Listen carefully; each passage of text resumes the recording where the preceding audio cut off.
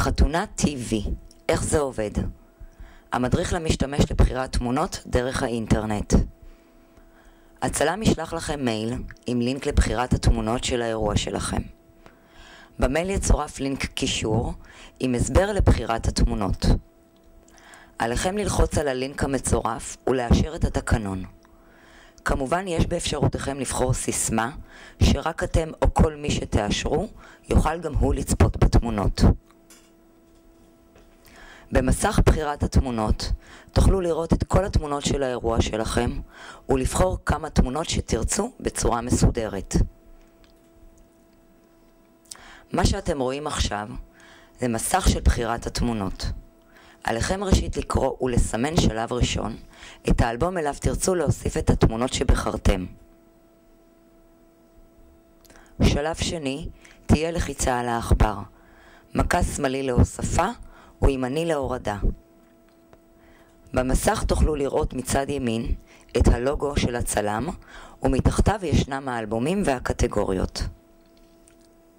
ומעכשיו נותר לכם ללחוץ ולסמן כל תמונה שתרצו. אם תרצו לראות את התמונה גדולה יותר, תלחצו על כפתור זכוכית מגדלת, ומשם תוכלו גם לבחור את התמונה ולדפדף בין שאר התמונות.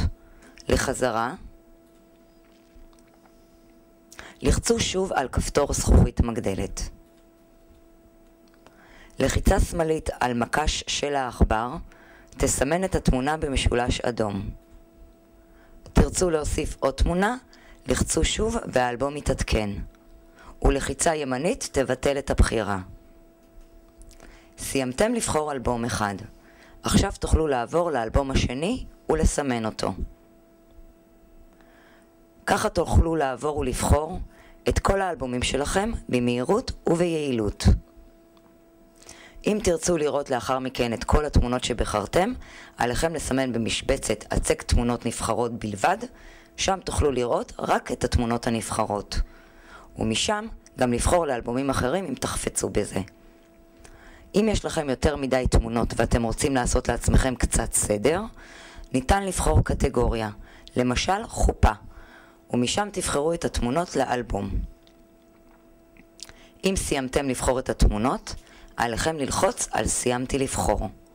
אם לא סיימתם, לבחור, לחצו שמור והמשך במועד מאוחר יותר.